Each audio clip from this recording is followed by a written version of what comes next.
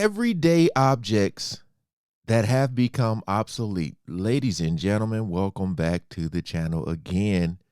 We are on the Recollection Road channel. As always, I'll leave the link to their channel in the description so you guys can check out more videos yourselves. They got a lot of nostalgia on this channel. So all you youngsters out there, get on in here so you can go and see how things were. All right. Now, I saw in the thumbnail, it was a phone booth, a payphone. I ain't seen one of those in forever until we went to, I hadn't until we went to Italy and we saw one. We were like tripping out. But I'm excited for this. Again, appreciate all the love and support with you guys coming over. Comment below what you missed the most, what you wish would come back. All right? So, we ain't gonna waste no more time. Let's jump right into it.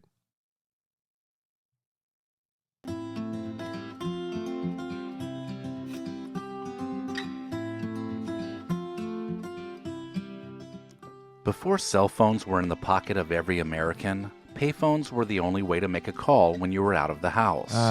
You could find payphones on street corners, in public places, and within buildings. They were easy to recognize, especially if they had their own booth, and the distinctive sound of coins dropping into the slot could be heard. With the widespread popularity of cell phones, payphones and phone booths became less and less common, and today they are nearly impossible to find.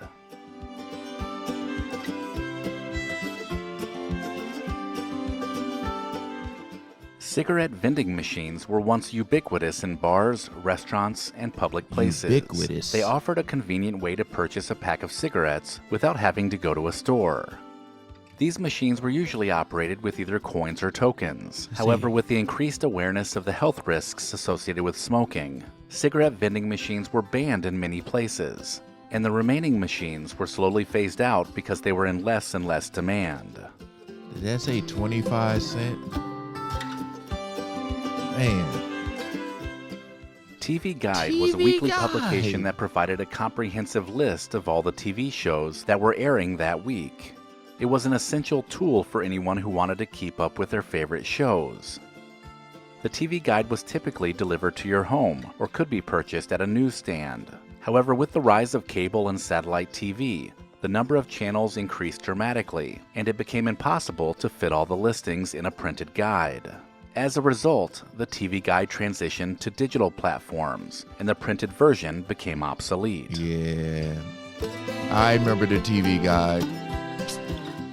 Dang. Jukeboxes were a staple of American diners, bars, and dance halls. They were a source of entertainment, and people could choose their favorite songs to play. Jukeboxes were typically large and colorful, with bright lights and a variety of music options. But with the rise of digital music and streaming services, jukeboxes became less popular, and today it's pretty rare to find one. They still have them in certain places. I think like Johnny Rockets, and I think in a diner they might have them. Newspaper vending machines were once a common sight on street corners and in many public places. They were a convenient way to get your newspaper if you didn't already have one delivered to your door. These machines were stocked up in the morning with the news of the day, and if you waited too late, they might have all been gone.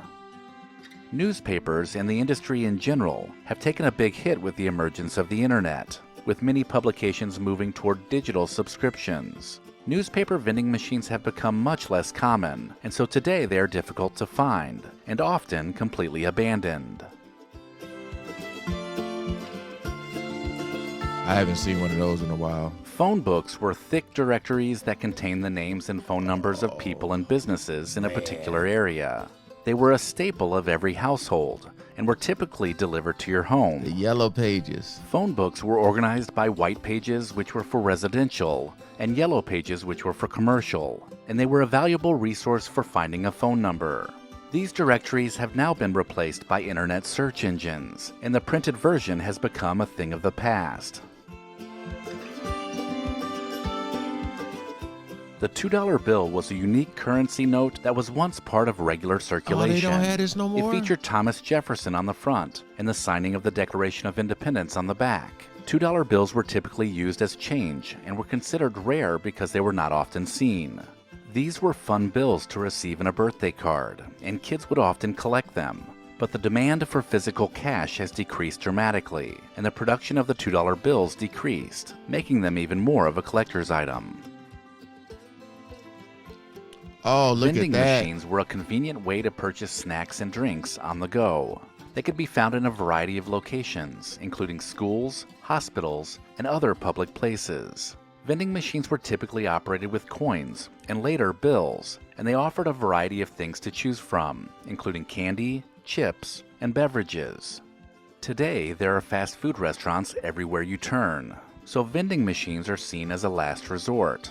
They are now found in fewer locations, but still remain in areas where people need a quick snack, like airports and train stations.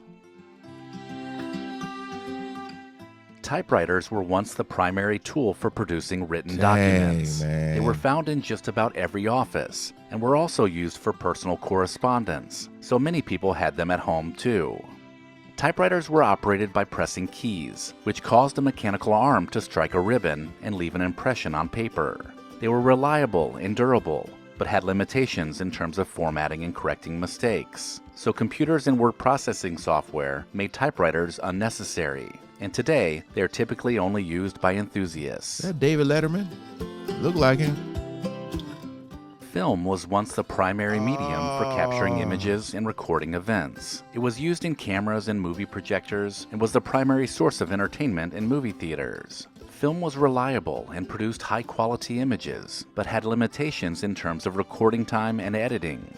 With the introduction of digital cameras and editing software, film became less common, and today it is typically used only by die-hard photographers who love the look and process of developing film.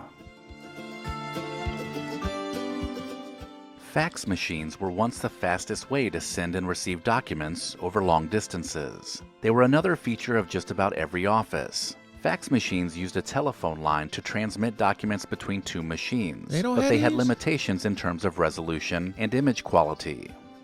With email and digital document sharing, fax machines have become much less common, so the ones that are still around are collecting more and more dust. I thought people still use fax machines. The Rolodex was once an essential organizational tool for desks across the country. Man. It was used to keep track of names, phone numbers, and addresses for business and personal contacts. The Rolodex consisted of a series of cards that were organized alphabetically and could be flipped through easily.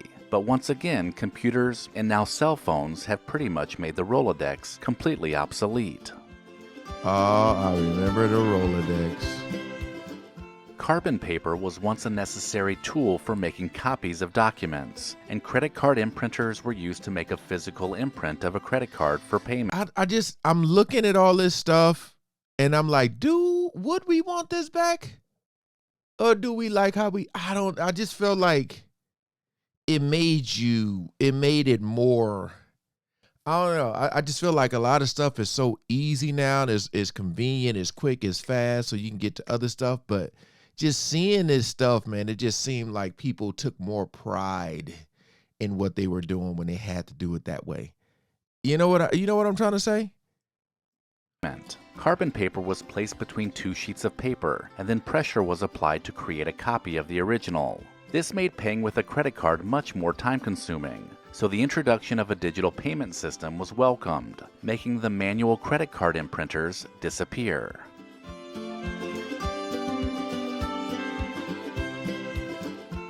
All of these objects were once part of our daily lives, but they have seemed to disappear completely. Which of these objects do you miss the most?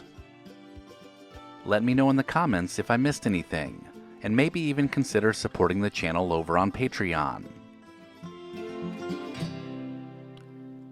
In all honesty, I don't know which one, because I don't recall myself. Like, I remember all this stuff because I used to see it, but I don't remember using it. Like, when I think about it, I've seen so many jukeboxes, but I don't think I've actually ever like put money in. I might have been with people that put money in, but me myself, yeah, it's hard for me to say. It's just the era. where that stuff was in, you know? But yeah, I just felt like a lot of people took more pride in stuff like when they were doing things versus now.